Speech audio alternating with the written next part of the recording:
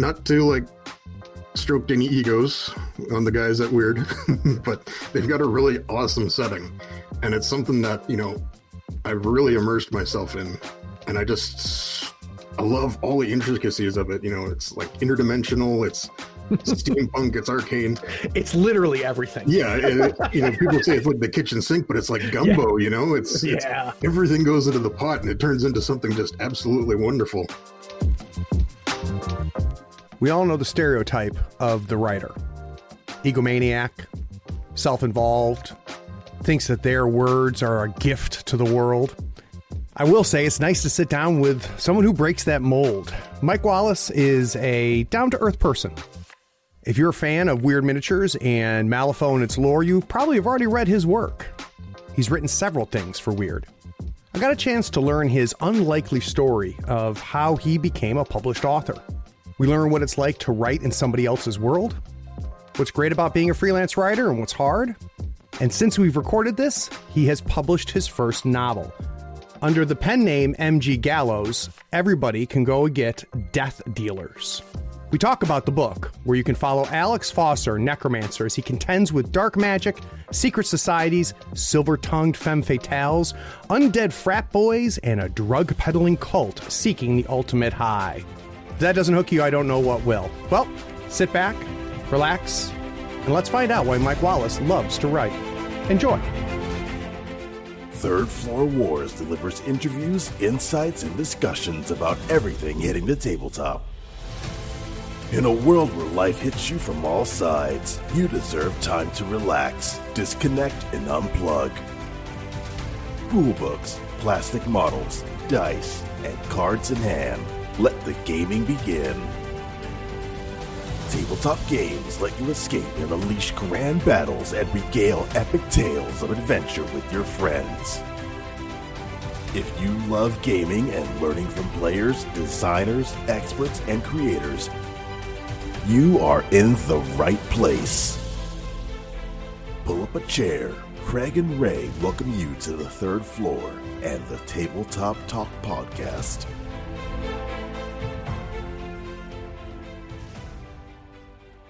Craig here on the Third Floor. Today we're talking to freelance writer Mike Wallace. Listeners who play Malifaux likely know his work for Wyrd Games. Many faction books, chronicles, and other Wyrd publications feature Mike's work. So Mike, welcome to the Third Floor. Thank you, Craig. It's good to be here. So I know you're a writer, but what I don't know is whether you play games or not. So do you consider yourself a gamer? I do. I live kind of in an isolated area, so it's always tricky to find people to play with, but I do have a kind of a close-knit group. We play D&D, Magic, you know, board games, anything we can really get our hands on.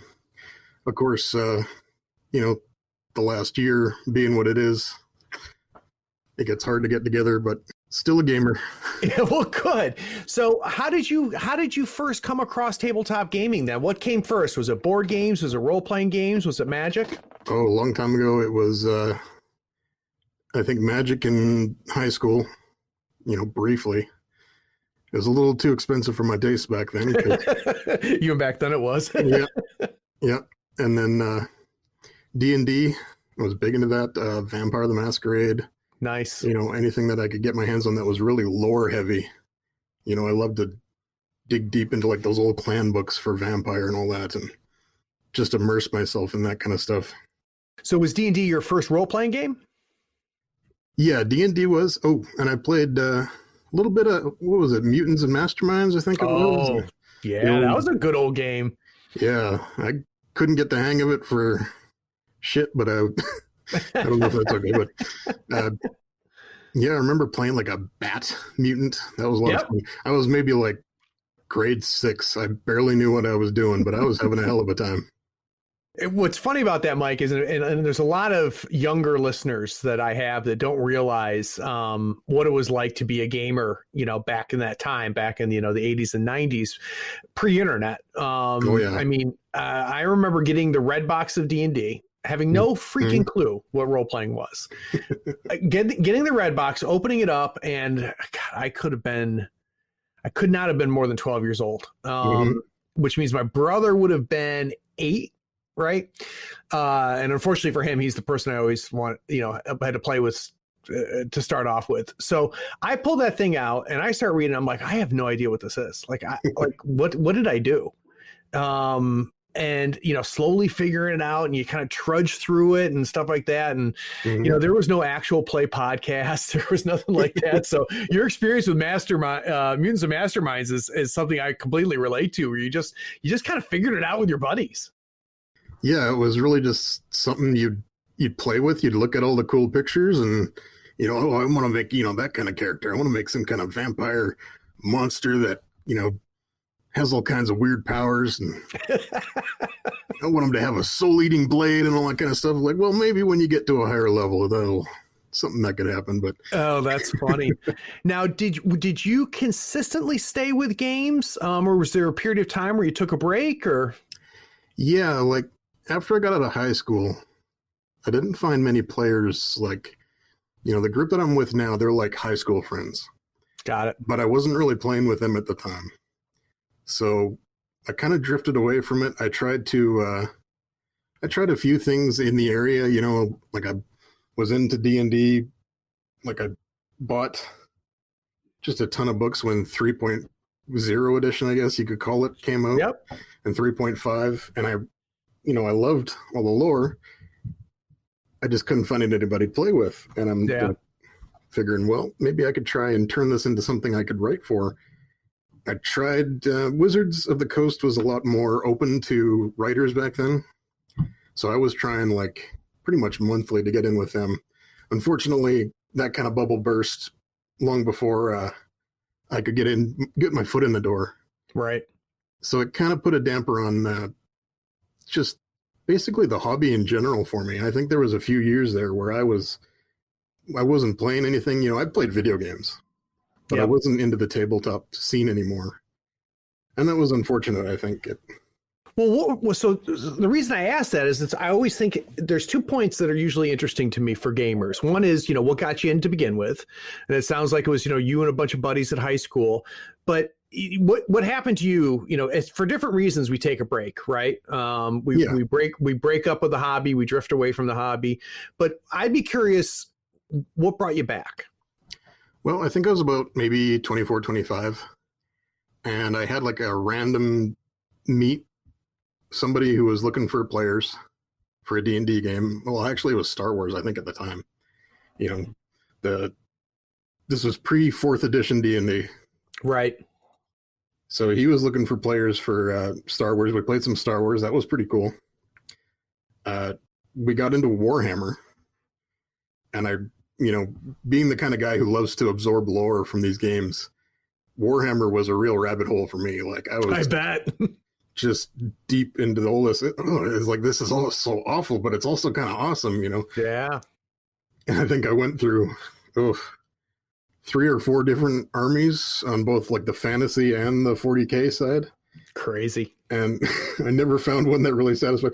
Well, I like them all, but I'm terrible at strategic wargaming.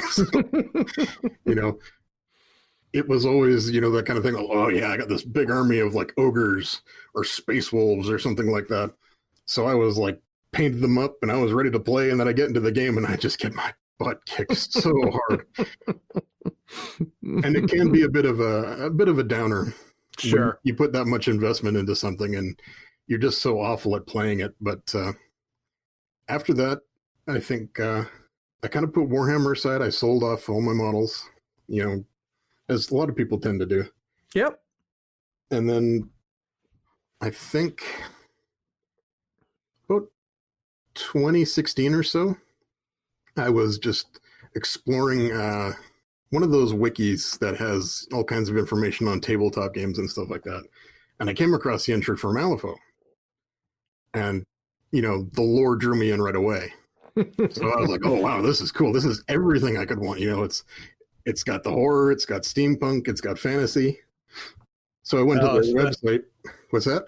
Yeah, that's great. And actually, what we'll do, Mike, is because I want to really dig into this part right now. So let's take a quick break. When we get back from this break, I want to talk to Mike about really him discovering Malifaux, and him becoming a writer. So we'll be right back.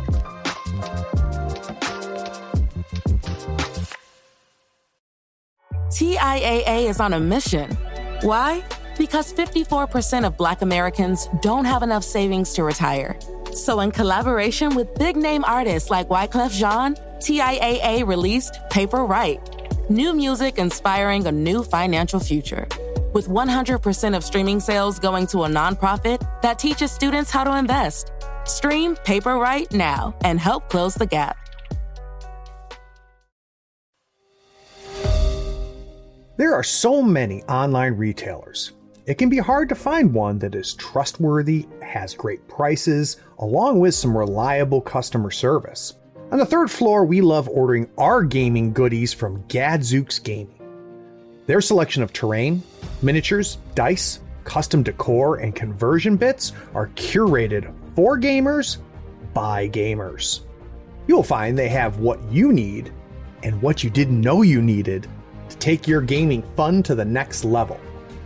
If you mention Third Floor Wars in the cart notes of your order, you'll also get a free gift. And you'll help support the podcast. Check out gadzooksgaming.com and mention Third Floor Wars on checkout to get that free gift.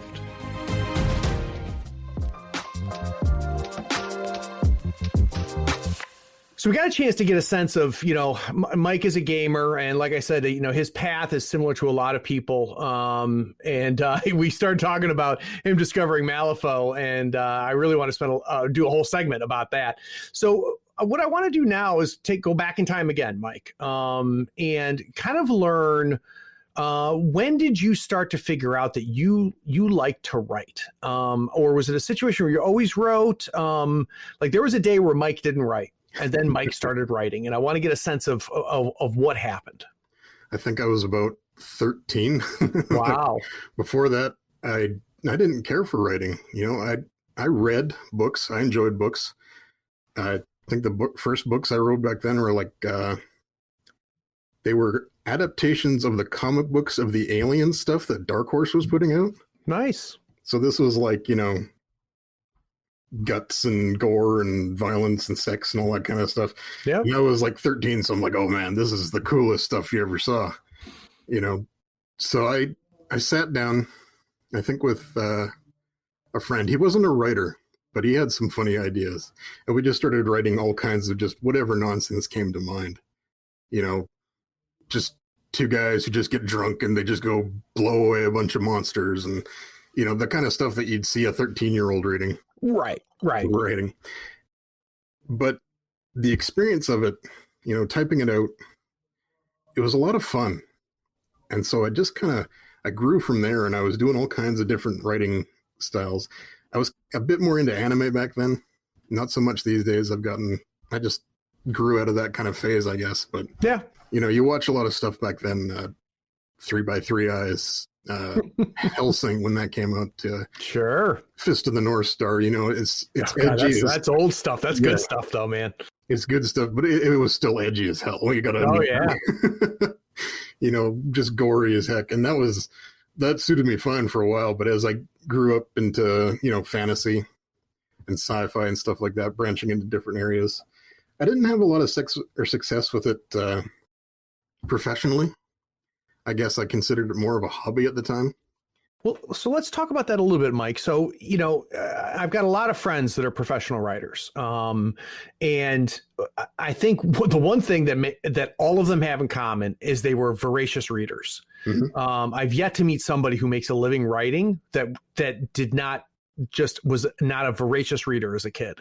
And it sounds like you were the same way, that you just love to read. But a lot of us, I'm one of them, wrote, right? Because we love to read so much. We had stories in our heads, and, I would write short stories and stuff like that.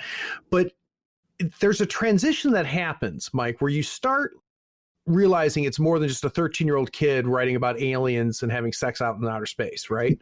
Yeah. When you start realizing, that stories have structures, and it's taken, it becomes a craft as opposed to a hobby. So I'd be curious for you, Mike, when did that start to happen? When did you start to realize that I just can't throw up on a bunch of pages and it's a story and I think it's cool, that writing is something more than that?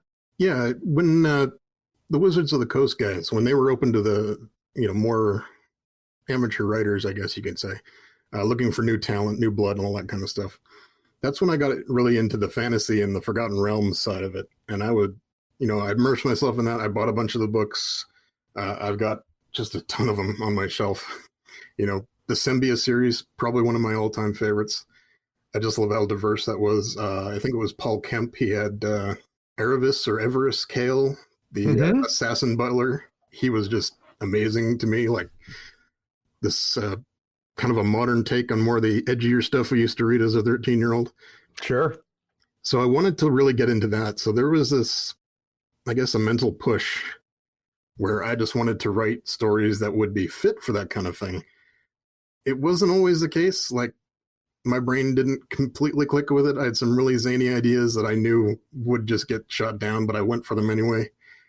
Maybe that's why I didn't make it into that field, but it convinced me that, if I want to get forward as a writer, it's just something that I've got to I got to learn the craft. I got to learn, the techniques, the grammar, obviously. It takes a shit ton of work to be a good writer. It really does. Yeah. And one of my good friends who was on the podcast, my podcast about play and the importance of play, Patrick McLean, he's a professional writer and been my best friend, I don't know, coming on 30 years now, and more than 30 years now. The one thing that he preaches all the time is you've got to do the work. You've got to do the work, and that's you have to read, you have to write again, you have to get feedback, you have to accept that feedback, you have to reject the feedback, and you've got to do it all over again, and you have to write a whole book and then throw it in the garbage and then write another book, Yep. And he just preaches that. So it sounds to me, Mike, that you realized that you're going to have to take it to another level, right? That you're going to have to approach this in a different way. And so how did you go about doing that? So when you decided that, this is something that I'm going to have to put some time into, well, what did that look like? Well, for me, it was kind of a combination of just blind luck and just never really letting go of that interest I had in world building and, characters and stuff like that. When the whole wizard thing kind of dried up for everybody, I moved on from that. I didn't, I would read, I wouldn't write much, but that kind of what brought me into Malifaux.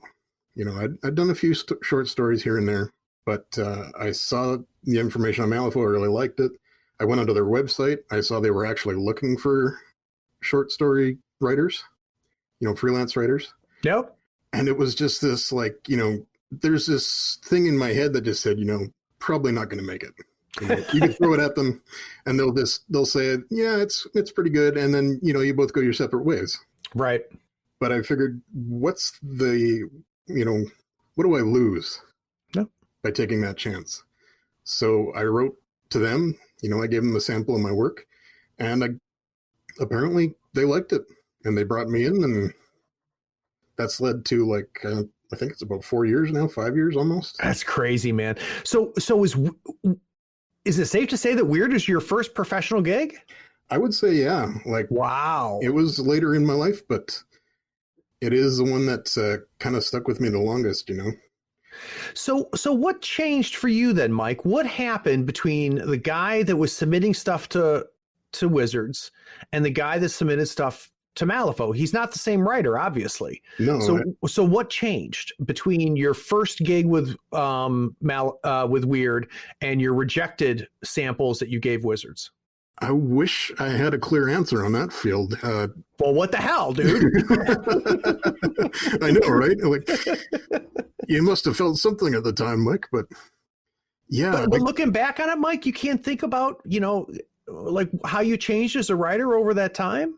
I think the way that it played out is that there was always that part of me that says, I can do this.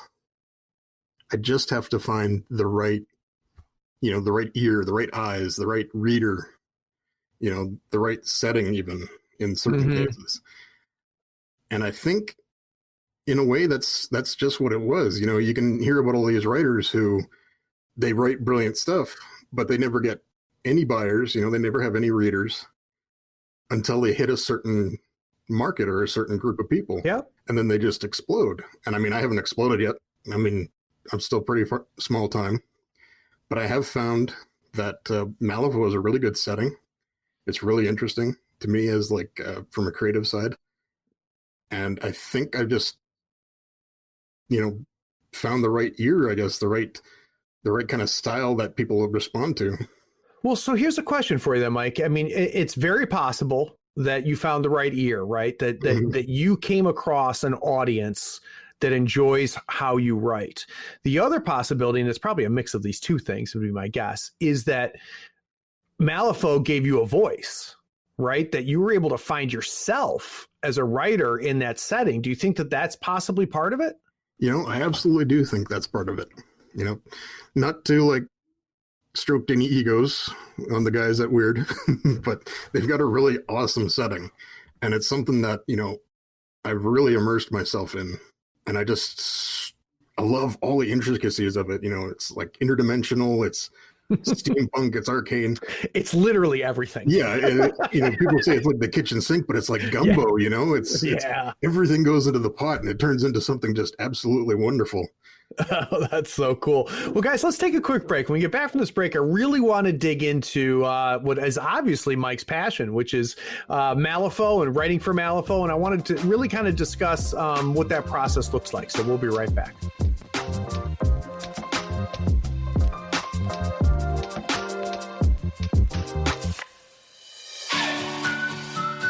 Howdy friends, Craig here. You deserve a new playmat. Here on the third floor, we use Mats by Mars. They are scratch resistant, waterproof, wet erase marker compatible, almost free of glare and lighter than neoprene. Mats by Mars gives you over 40 designs to choose from. You pick a mat, pick a design, and then you pick an overlay, like one for Marvel Crisis Protocol, Star Wars Legion, or even Malifaux 3rd Edition. Those overlays will really speed up your deployment and make the placement of objective markers so easy. Use our promotion code in the show notes to get a 10% discount on your first order. In the notes of your order, you can even request the third floor logo on your mat for free. That makes the best mat in the business even a little better. So get some new mats, save yourself some money, and help support the show. Go to matsbymars.com. All the details are in the show notes, including the discount code.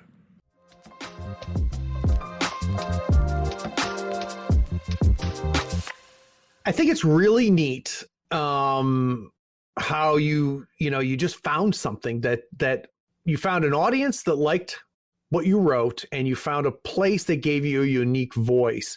And we talked about before the break, Mike, what it was that you were passionate about, and it sounds like the setting, but it sounds like you were a lore whore for a long time, right? It wasn't just Wyrd's lore that you loved. I mean, if there's one thing that we heard when we talked about you as a gamer and as a reader, you love lore. Yeah, world building is like this huge passion of mine that if I had a chance, I'd just sit down and write books about that kind of stuff, And I'd be curious, how do I want to word this? Were you a world builder who found role playing, or were you a role player that realized they loved world building?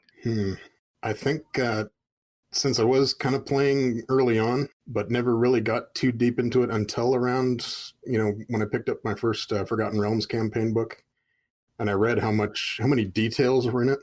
Yeah. And how cool that was, how it realizes the world in a way that you can't really get from just, pen and paper numbers on a page kind of thing.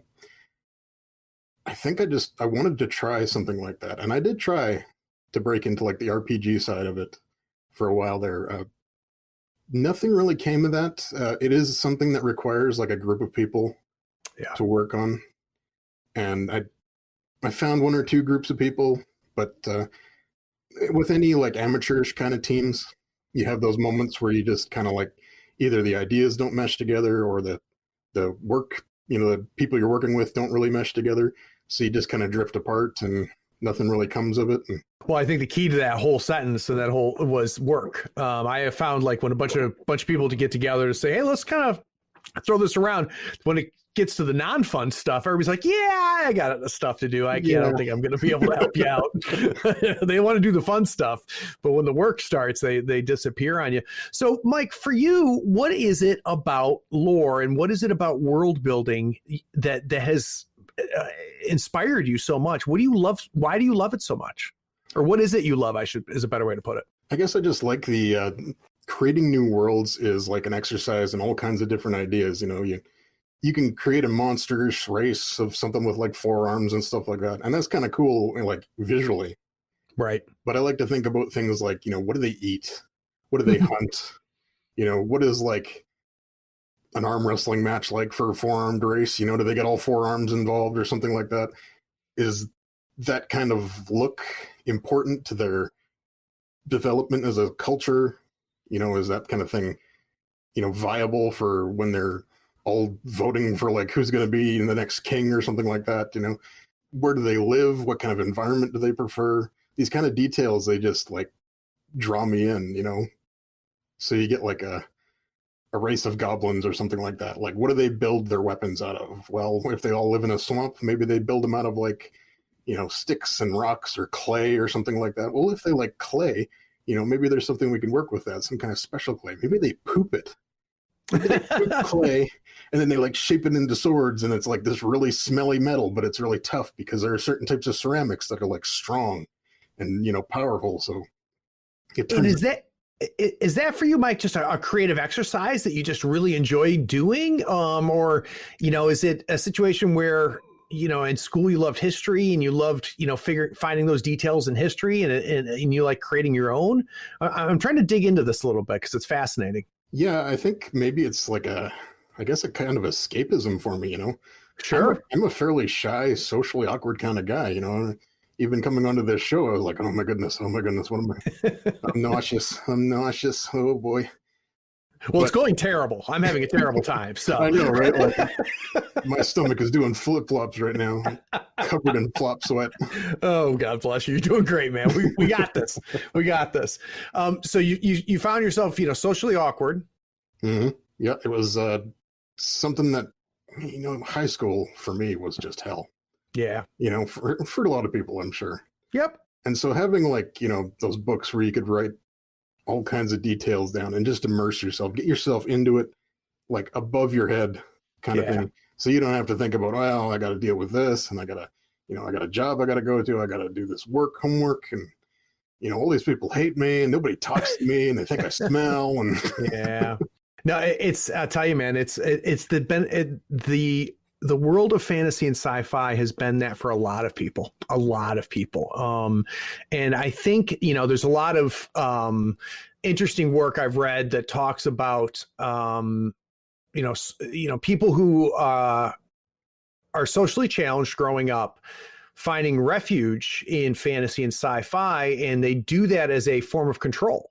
Right. So it allows for some to find control in a fantastical world where you can manipulate things, right? Where you can say, this is now true. Why? Because I said so. Absolutely. And it's all made up anyway, so you can't say otherwise, right? and it gives you a sense of control that sometimes you don't feel in your real life, which I think is absolutely fascinating. So let's get back to talking about where we were before the break. So you find the lore of Malifaux and you're like, holy cow, this has literally got everything. You say, you know what? I find Wyrd and I'm going to shoot them a note, send them some samples. They come back. Holy crap. You're going to write your first story for them. So first of all, what was your first published work for Wyrd? The first one was, I believe it was Allegro. It was in their Chronicles e-scene, issue 24, I think. June 2016. Yeah. Wow. And that was, I think it was one of their forum contest stories. So what was the story? Well, just bare bones, no spoilers, obviously. Bare bones. I think it was just a group of nobodies trying to break into one of the insane asylums in Malifaux City, and finding out that the head doctor there has been kind of experimenting with one of his patients, and turned him into kind of like this surgically addicted nightmare monster that starts hunting them through the hospital. So yeah. Are you allowed to be alone with children? That sounds awesome. My lawyer says I'm not supposed to answer that question. So. That's right. That is really cool. So this is the part that I find very interesting, and I've had other writers on the show, and I've dug into this a little bit. As a writer, you are natively creative, right? That is one of your tools, is the ability to create and to push and to go to places and explore things and stuff like that. But in this scenario where Wyrd is saying, we'd like you to write us a story, there's guardrails in place. There's guardrails by the world, right? You can only do so much and still be Malifaux, right? Yeah. This is not your world. Yeah. And I would imagine there's constraints given to you by Wyrd or any other company. So I guess if you can go either talk about that scenario or another scenario, what I really would be interested in is what are you given to work with? So like when Wyrd comes, they don't just come to you and say, write something, right? Can you give me an idea of what they ask? Yeah, generally I find that when someone from Wyrd approaches me, you know, these days it's Kyle. Yep. They have a bit of an outline and, something in play that, this is what we'd like to see. This is how we'd like it to start. This is how we'd like it to end. There's a little bit of leeway in there.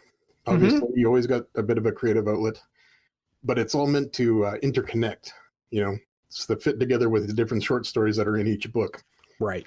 So there's about 70-30, they have the structure, the outline in mind. I tend to ask for a little bit more detail. I think I respond well to that kind of direction, basically. I find ways to work within that give me that creative side to it. And generally, yeah, Kyle is, all the guys at Wyrd are really receptive to, if I bring an idea to the table, if it works within what they have, they can work it into it. And this going back and forth, they bring me the outline. I say, okay, this is the idea that I had to fill in, go from point A to point B. And then they'll come back to me and say, yeah, we like that. We like that. Maybe you could move that out. If there's an idea that they feel doesn't gel with what they want. So what are you giving back to them that first time, Mike? Are you giving them back a story, or are you giving back kind of an enhanced outline? Like, what is that first, here's what I'm thinking, Wyrd, look like? Yeah, it's the first outline. They get the bare bones. I get something that's got a little bit more flesh on it, but it doesn't quite have the skin, as they say. Right. The idea is just to build on each section, not too complicated, not too many details. You want to have some freedom to work with it later. But as long as you have something for them that fits in as a story, they seem to be pretty good about it. That's cool. And so after that, once we've hammered out an outline that works for both of us, we'll sit down and write it through. So Mike the world builder, right? You're handed this outline where you're told, here's the characters. Here's kind of where we want you to start. Here's kind of what we want to see happen. Here's how we'd like it to wrap up a little bit. Where does Mike the world builder flex? Where do you find what you love to do in that process with those type of constraints? I think my favorite areas to work in when I'm writing a story like that is to play with the personalities as they're designed, and with like dialogue, inter-character conversations and stuff like that. I seem to do really well with the conversations in what was it, Postmortem, between Seamus and Nicodem and McMorning. That interplay between madmen, where they're just being goofy as heck, and Seamus is talking to his bells and Nicodem finds the whole thing repugnant, and that kind of thing. That I find I can be most creative in that, just having that kind of how do they react when they're kind of banging heads together in that kind of situation where they can just sit back and have a conversation. So it sounds like that might be where you find your what if, right? So what if, like you were talking about, what if goblins had clay? It sounds like here you'd say, well, what if I take these three characters and personalities and put them in a room together? Well, what does that sound like? Yeah, exactly. When you have someone like Seamus, who's this crazy psycho serial killer, kind of like the Jack the Ripper of the Malifaux City, how does he treat his bells when he's not, just sending them off to fight? Right. He really treats them like they're still alive. He kind of pantomimes everything. They're not really sentient, I don't think, too much. They're just kind of responding to his mental commands. So having them act out like they're alive and fawning all over him and stuff like that, it's kind of self-indulgence when you think of it. Yeah.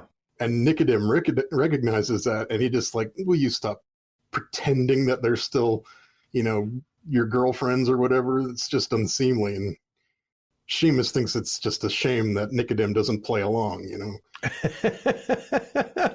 That's really, really cool. So writing dialogue's hard. Is that just something that you found you were good at, or did you have to put a lot of work into it?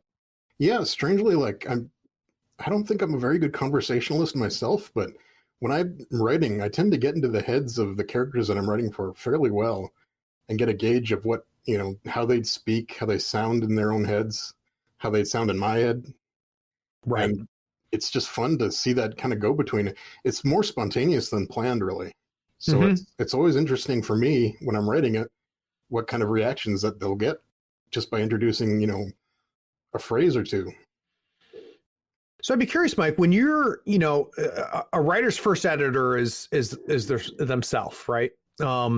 So when you're doing the editing, where do you find yourself doing the most work? So you've put the first draft down, you've laid the first layer down, and now you're starting to go back and go through the revision process and the editing process. Is there a certain part where you find you end up doing more work than other aspects on your second run? Yeah, I think that as far as technical skills go, I'm probably not the most professional. I think any editor would tell the same thing. It's like, did you even read this before you handed it in? It feels very much like a rough draft here. No, I read over it twice, I swear. Those two repeated words in the same sentence are intentional,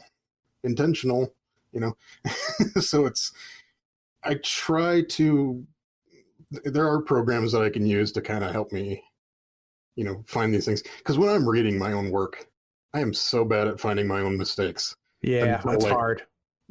6 months later when it's already been printed and I'll be reading through like a book and I'll be like, oh no, what did I do? Oh, and I'm just embarrassed as heck. And I'm sure a lot of writers feel the same way. They look back at their old work and just, oh, that was so garbage. I think I've gotten pretty good at it. Working with the guys at Malifaux, or Wyrd, sorry, just going back and forth. I'll send them the second draft. They'll say, okay, this works. There's some stuff missing here. I'm like, oh, geez, I missed that. Okay. And then I'll sit down. There's like entire paragraphs that are just gone. I am getting better. I still consider myself a pretty poor editor as far as things go, but I am getting better at noticing my own foibles. And I think I've improved quite a bit over the years. That's good, Mike, because that's hard. It's hard to do. And I'll tell you what, I do a lot of writing professionally, which is super boring. But one of the things that helps me a lot, because I had the same challenges, was reading out loud. Like I could write an email, right, to very important people and I could read it and it would be fine. And then I send it and then read it again 2 days later. And I'm like, I'm writing like a 9-year-old. Like, I'm so embarrassed I sent this. But for some reason, it messes my brain up a little bit when I read it to myself out loud. Because then suddenly, like, the bad structure, right? A crappy sentence and a tense F up. Absolutely. Just for some reason, by reading it out loud has helped me a lot. So I completely understand, man, because it's hard. And it's another thing I've heard from a lot of writers is that no good writer did not have a great editor, right? Absolutely. 100%. Yeah. and which makes a ton of sense to me. So there's a lot of people listening right now, Mike, who their story is close to your story up to the point where they've never been published. You have. So I'd be interested to know for them, what sucks, right? So there's not everything about being a writer and getting paid to write is great. What sucks about it? I think when you're a freelance writer, sometimes finding work can suck. Yeah. when you do find one, sometimes I know some people can feel constrained by the restrictions placed on them when they're working in a shared setting, like Malifaux. They get this mindset that, they want to just have free reign. They want to, create these great characters and have all kinds of things happen. But you are working within a structure. You're working within someone else's work. So it's something that you got to gauge yourself mentally with, know when to hold back and know that you're writing for somebody else. You're not writing your own world. I know that there have been some writers that I've talked to. They won't work in shared settings because of that. They've had some bad experiences, and I understand that. Yep. And I know when you're writing freelance, there's never a guarantee of future work. Right. I consider myself very, very lucky that words come back to me again and again. I must be doing something right. Otherwise, they would have been like, okay, see you later. And then, nothing. Oh, no, dude. I mean, yeah, there's no question, right? I mean, they're not idiots, and they're not paying you with donuts. So obviously what you're doing for them is worth it, which is awesome. So guys, we're going to take another break. And when we get back from this break, I want to talk to Mike about something coming out. So Mike has been working on and will be soon self-publishing his book. And I want to talk about his book. I want to find out what it's about, and kind of dig into what that process is. So we'll be right back. Hi, I'm Alexander Zdanchuk from Riga, Latvia, and I'm a patron of Third Floor Wars. Those guys open the beauty of Malifaux 3rd edition to me and continue to provide tons of great content. You can support them too. Follow the links in the show notes below or search for Third Floor Wars at patreon.com. What is it worth to you to get this podcast on a weekly basis? Is it worth $1 a month? $5 a month? $20 a month? If you'd like to help support the work that we're doing here on Third Floor Wars, please go by our Patreon. We're at patreon.com/Third Floor Wars. There you can pledge at any level, any dollar amount. Whatever you give us will help us put out quality content on a regular basis and hopefully make tabletop gaming a little bit better for you every week. Time to give a shout out to our newest patrons. A big special thanks goes to James Kahn, Rage Quit Wire, Deck Roll, Eloy, Robo Rotten, Jacob Suderman, Joshua Hatch, Donald Kroger, John Fox, and David Gadea. Because of you and the 100 plus that are supporting us on Patreon, we're able to put out regular content on a weekly basis. We appreciate it.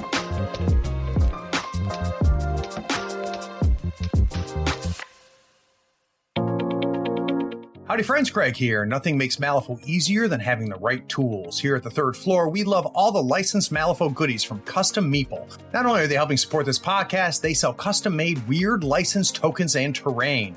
They sell it all. Crew boxes, terrain, markers, tokens, and even a 3x3 full Malifaux board. Custom Meeple sells a complete M3E token set covering every marker and token you need to play. Custom Meeple are the source for the official accessories for Malifaux. Everything is designed by hand and authorized by Wyrd Games. Check them out at custommeeple.com, that's with one M, or follow the link in the show notes. Up your Malifaux game and be sure to tell them Craig from the Third Floor sent you. If you use the promo code Third Floor Friend, all one word, THIRD-FLOORFRIEND, you'll get a 5% discount and help support the podcast. It's valid on everything except retail products and playmats.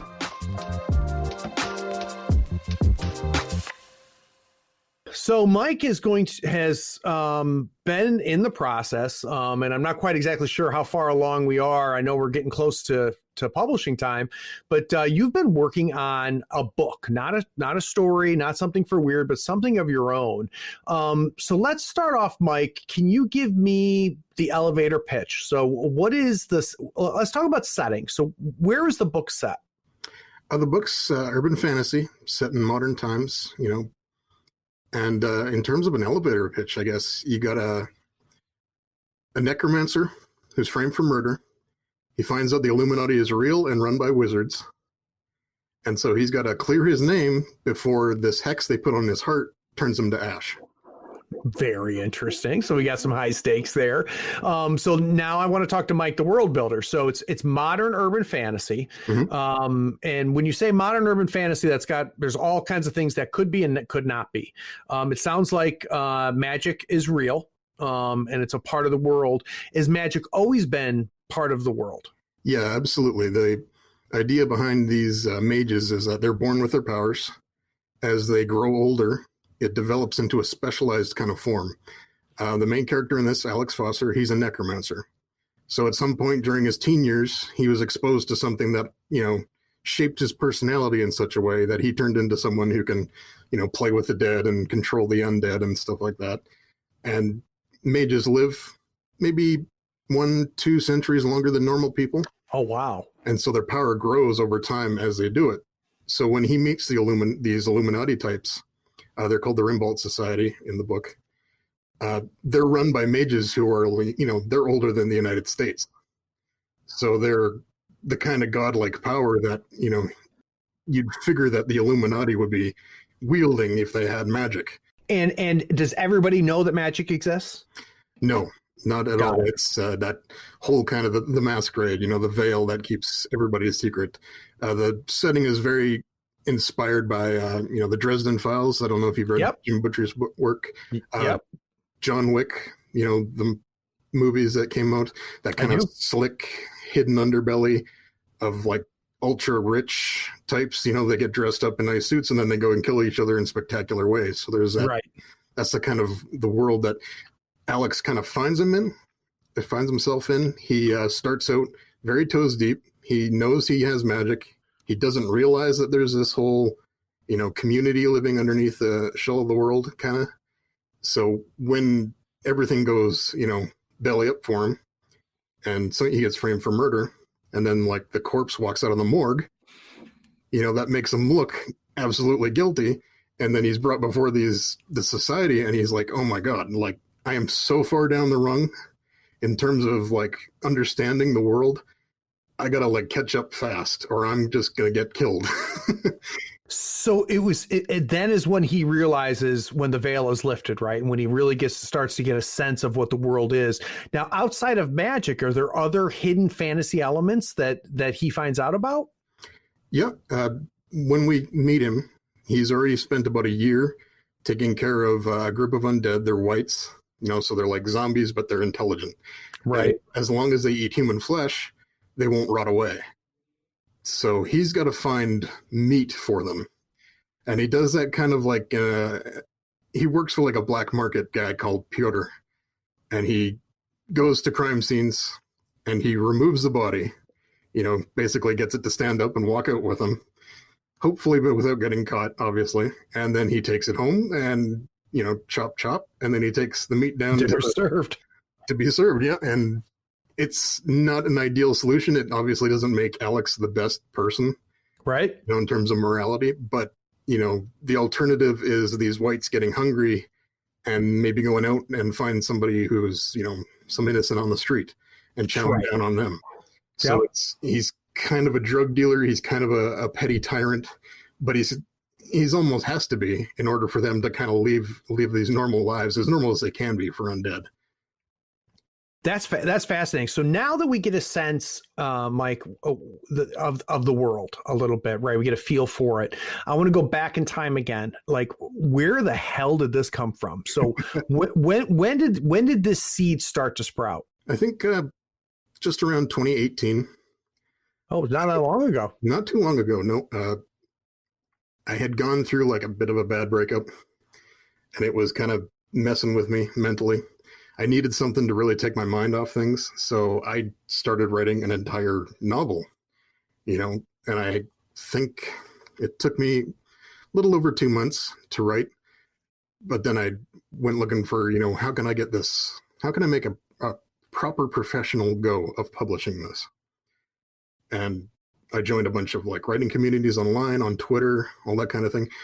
And it was kind of like an eye opener because I've always been kind of solo about these kind of things, but meeting all these people and learning more about, the guts of it and the bones of it, it really helped me. I met like a trusted reader, they say, like a beta reader. someone who can read over your stuff and like give you proper feedback and even editing help when you're developing it. I think I had like 3 of them. Wow. And they were all like, this is pretty good. You should try for it, try and get it published. And they gave me some great feedback to improve it even further. I think I shopped it around for about 1.5 years. I didn't get many biters. Right now it's, in terms of like traditional publishing, it's very bottlenecked, I find. Not to detract from anybody who wants to pursue that path. I guess, it's easy to get discouraged when you send something out, you get rejected, and it's like, oh, well, I guess nobody wants my work. Well, there might be an audience for you out there. So I decided like I would try and pursue the self-publishing path. And one of my trusted readers, Paula, she's from Australia. She's great. She's incredibly talented, incredibly creative. She's got all the technical skills that I've kind of like let languish in my own toolbox, so to speak. She actually made me a challenge during July of 2020 there. She says, you should write erotica. Write an erotica story, self-publish it under a different pen name, and I'll keep that name secret for now, and learn the ins and outs of self-publishing that way. Very interesting. So she passed on some books, and I read through some of them. I browsed a few others. I kind of needed my hand held for a few parts, but that's just kind of like me. I'm someone who works well with direction more than self-initialization, I guess you could say. Well, and that's a whole different world. And for listeners that listen to the Dennis Detwiller episode, he's the guy that helped create one of the early creative minds behind Magic the Gathering, and the creator of the Delta Green RPG. One of the things, and unfortunately for you, Mike, even if you listen to the podcast, it hasn't come out yet while we're recording this, but make sure you listen to the episode when it does, because one of the things that Dennis talks about is he refers to traditional publishing as a zombie. In his mind, it's already dead. It's just not everybody has realized it yet. And one of the things that he talks about is that I can't put it as well as he did, but essentially it's a great excuse for people not to take the next step and get their stuff out to the world, right? So they can blame the publishing industry. I can't get through there. And he also talked about in the context of RPGs. He's like, if talks about people that say, I've got a great RPG, but the only thing people want to play is D&D. And he says, oh, that's a great excuse for the fact that you have a crappy RPG.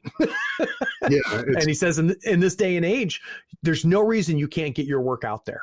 That the barriers, the problems that traditional publishing fixed aren't problems anymore. Yeah. And that's why he thinks it's a dinosaur industry. And it sounds like you're headed in that direction a little bit too. Yeah, it's the way that things are shaped up. It just feels like there is like a bit of a self-publishing boom going on. And it's never been easier to kind of get into that from, writing the story to getting it published, putting it on whatever kind of market you want to put onto. Amazon has its own publishing, systems. Yep. And you can feel daunted by that kind of thing, but if you ask the right people the right questions, I have Paula to kind of crack a whip over my head, quite literally. She has like the whip cracking GIF that she flashes me every time she thinks I'm being lazy. And it's something that I think more people should look into. It does require a bit of like being able to sell yourself a little bit better online, building, subscribers to newsletters and getting your coming on podcasts. Yep. Podcasts, of course, the best venues. So it is a bit of work, but at the same time, I think the advantages to it, the benefits of being able to hold on to your own IP, your intellectual property, to write what you want to write and publish what you want to publish. And it's so much more like you're freer to do that. Yep. And if you manage to make it in that industry, and it does require the work, it requires a lot of like content creation, because this is like, the information age. If you want to sell yourself, you need to have something out, fairly regularly, keep your name above the water. Exactly. It can be really rewarding. And, if you succeed in that venue, you succeeded because of you. Exactly. And that could be a huge boost to your self-esteem, as a writer. No question. And, one of the things that I have found true just doing my little crappy podcast here is that so much of it is you just finding something that you love to do and then putting it out in the world and finding out whether other people love it too and love how you do it. Right. And that's very fascinating. Very, very fascinating. And like, I'm amazed when I come across self-published work that I just love. And it blows me away that it like not everybody's, I can't believe everybody's not reading this. Or I'll listen to a podcast and I'll say to myself, like, this is like unbelievably good content. And I know it's a boutique podcast, right? I know that, they're only getting a couple hundred or 1,000 or 2 listens a month. But I can tell like this is really good. But that's part of the beauty of the fact that like if the funnels were there that you were talking about, Mike, I never would have heard that podcast. I never would have read that book. And you find the audience and the audience finds you. But to your point, it takes work. It takes a lot of work. And for Dennis's point, not to bring that up again, but you run out of excuses. Exactly. Because, if you are unsuccessful in that venue, it's because you either weren't good enough or you didn't do the work. Yeah. And there's something very freeing about that. And there's something like a little scary about that too, I would think. Yeah. Like, I guess with the self-publishing is like, if you put it out there and it doesn't work, well, you either, if you don't sell anything, then you fail to reach the audience. Yep. If you sell something, but it comes back as like, well, this is crap. There's a lot of critics ready to stamp on you, and there's always a ton of critics ready to do that. Sure. I guess that's when you know that maybe you should go back to the drawing board in terms of like, what you're writing and why.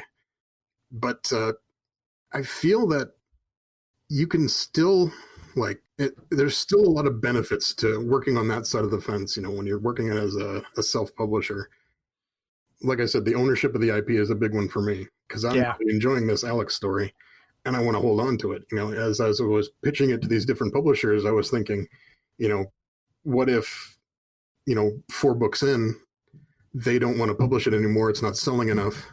Well, what if I want to continue selling it and I want to publish it myself? Well, I can't do that because they own the rights to it now.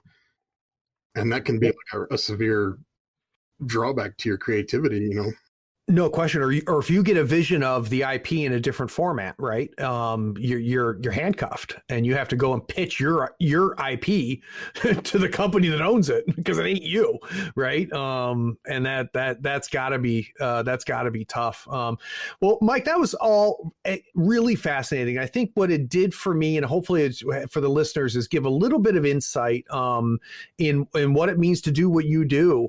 So Mike, for those people that are like, holy cow, I can't wait to read this book, what is the best way for them to stay in tune so that they know when this book comes out? Right now, I've got a website up. It's just a cheap website, mggallows.wordpress.com. There is a sign-up sheet there for the newsletter. Getting subscribers to the newsletter is a big way for me to help share it with other promotions. Stuff like that. People will see how many subscribers I've got. They'll go, okay, you can join this promotion. We'll help you spread the word of your work. So the more people that sign on to that, the better. I am offering like a free story that comes with that. It's just a short story, but it's kind of like a prelude to the book. I'm planning as, time goes forward to release more freebies, free stories for people to read leading up to the publication of the big book. So I think, if they could just go to the website and sign up. It's right there on the front page. That would be a great way for me to help reach more people and market myself up on the internet superhighway or whatever. I like it. All right. So Floorheads, here's what we're going to do. You guys are going to grab the link in the show notes. You're going to go there and you're going to sign up for the newsletter. And that's going to give you that prelude. Doesn't matter whether you read it or not. right? But let's get our names on there. Let's build that list for them. And for those of you that are listening, and I know there's a lot of you that are kind of excited about this concept of this kind of second layer world, and it sounds like there's some mystery in there, some intrigue, enough fantasy that it's going to tickle, I know, a lot of the listeners. This will be an easy way for you to find out that when the book becomes available, that you can grab a hold of it. Mike, I really appreciate you coming on, man. It's great to be here, Greg. I was nervous as heck, but I'm feeling pretty good now. So you did a great job, dude. You did a great job. And for those of you that stayed till the end, thanks for listening. Take care. Be sure to follow us on Facebook, Twitter, YouTube, and Twitch so you don't miss the avalanche of content we create. Links are in the show notes. Be sure to check out our shop on thirdfloorwars.com for the latest in gaming apparel and gear. There you'll also find the latest information for the US Faux Tour. Find out where you rank in your conference or even in the entire United States. Get those models built, painted, and ready so we can see you at the next US Faux Tour Masters event. Please take a moment to write a review of this pod on your favorite platform. Rating and reviewing helps us find more listeners almost as cool as you are. Be sure to share this feed with all of your friends who love tabletop gaming. Thanks for listening. Howdy folks, Craig here. Now if you love gadgets as much as we do, you're going to love the new Third Floor Wars Gadget Bundle from Schooner Labs. Branded with the logo of your favorite podcast, it comes with 2 measuring multi-tools, a compass stepper for those tight and important movements, along with a compact dashboard to track your turn, strat, and scheme scoring along with your soul stones and pass tokens. It is the perfect bundle for anyone who plays Malifaux or just wants to look cool while doing it. The link is in the show notes. Check them out and help support your favorite gaming podcast.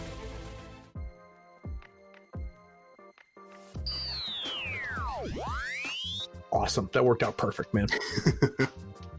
I really don't. I have no idea when the switch hit in my head. But you see, you don't give yourself enough credit, man. You do know what the idea was. I just had to tease it out of you.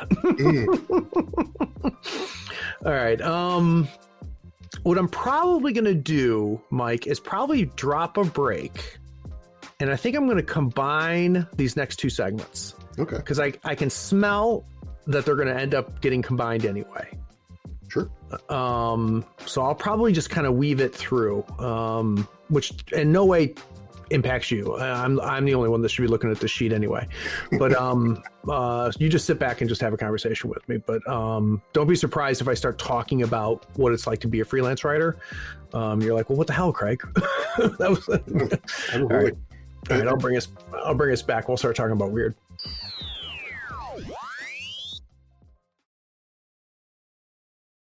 Hey, are you still here? Look, the podcast is over. And you sat through all of the breaks and bloopers? Well, I mean, if you're here, you might as well run over to patreon.com and become a supporter. Don't forget to rate and review this podcast too while you're at it, on whatever platform you're listening to. I do appreciate you sticking around. Take care.